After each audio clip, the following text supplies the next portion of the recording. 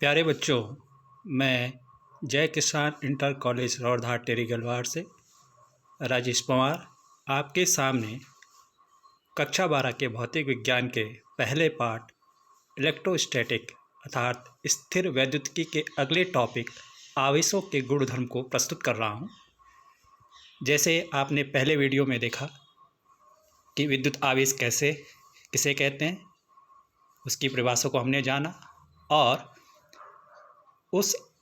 उनमें आवेश कैसे उत्पन्न होता है और किस सिद्धांत के आधार पर उत्पन्न होता है। आधुनिक इलेक्ट्रॉन सिद्धांत के आधार पर आवेश उत्पन्न होता है, इसको हमने जाना पहले वीडियो में।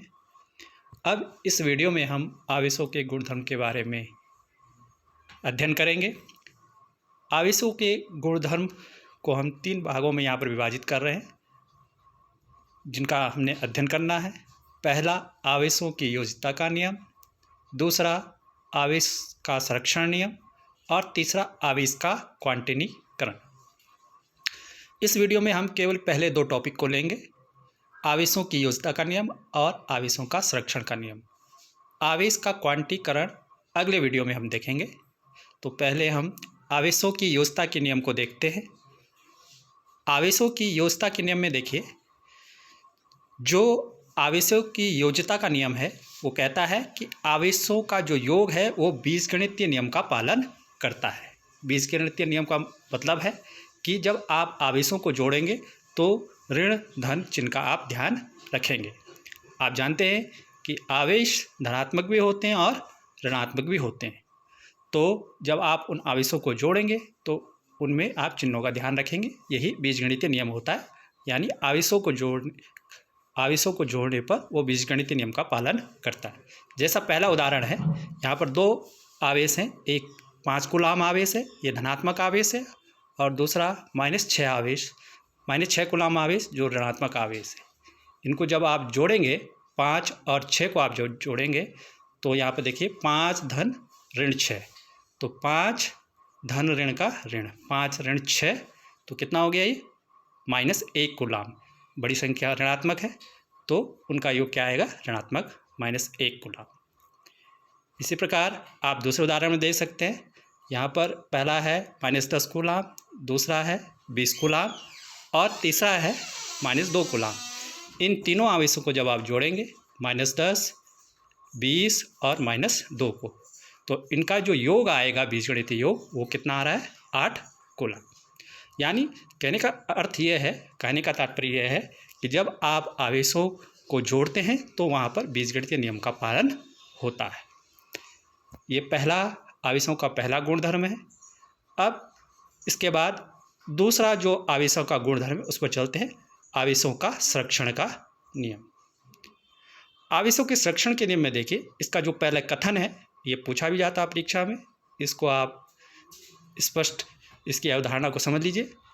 जब 2 वस्तुओं को परस्पर रगड़ा जाता है, यानी उनको आवेशित किया जाता है, तो दोनों वस्तुओं पर एक साथ विपरीत आवेश उत्पन्न हो जाते हैं तथा इन विद्युत आवेशों की मात्राएं ठीक एक दूसरे के बराबर होती है।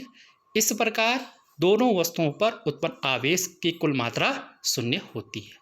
अर्थात हम कह सकते हैं विद्युत आवेश न तो उत्पन्न किया जा सकता है और न तो नष्ट किया जा सकता है। यहाँ पर जो ये लिखा है आप इससे स्पष्ट समझ सकते हैं, यही विद्युत आवेश का संरक्षण का नियम है। इसको हम एक उदाहरण के माध्यम से समझेंगे। इस उदाहरण में हम एक इलेक्ट्रॉन और एक पॉजिट्रॉन को लेते हैं और इनके बीच पारस्परिक अभिक्रिया करवाते हैं, तो क्या होता है, वहाँ पर कैसे आवेश संरक्षण का नियम अप्लाई होता है, उसको देखते हैं कि आवेश संरक्षण का नियम क्या होता है। तो आप देख रहे हैं यहाँ पर एक अभिक्रिया हमने ली, इसमें एक इलेक्ट्रॉन लिया और एक पॉजिट्रॉन लिया। इलेक्ट्रॉन को E- से प्रदर्शित करते हैं और पॉजिट्रॉन को E+ से प्रदर्शित करते हैं। ये स्थिति जो है अभिक्रिया से पूर्व की स्थिति है। इस समय हमारे पास क्या है, एक इलेक्ट्रॉन और एक पॉजिट्रॉन है। इलेक्ट्रॉन पर जितना आवेश है ठीक उतना ही आवेश किस पर होता है, पॉजिट्रॉन पर होता है। तो क्रिया से पूर्व अगर इनको जोड़ेंगे, मान लीजिए एक इलेक्ट्रॉन पर 1 कूलम आवेश है और पॉजिट्रॉन पर भी 1 कूलम आवेश है, तो एक धनात्मक आवेश हो गया पॉजिट्रॉन पर और एक ऋणात्मक आवेश हो गया इलेक्ट्रॉन पर। इन दोनों को जोड़ेंगे तो कितना हो जाएगा हमारे पास, -1 + 1 बराबर कितना आएगा हमारे पास, 0 आएगा। तो कहने का मतलब क्रिया से पूर्व जो आवेश हमारे पास है वो कितना है, 0 है।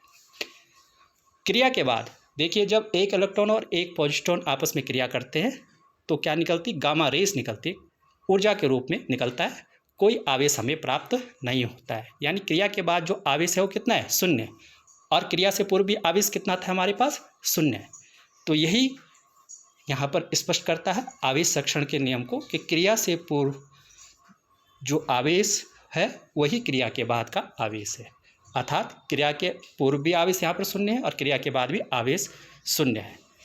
तो कहने का अर्थ यह है कि आवेश को न तो उत्पन्न किया जा सकता है और न तो नष्ट किया जा सकता है, यही आवेश संरक्षण का नियम होता है। इस वीडियो में इतना ही। आगे की वीडियो में हम आवेश के गुणधर्म के अगले टॉपिक आवेशों का क्वांटीकरण देखेंगे। Thank you.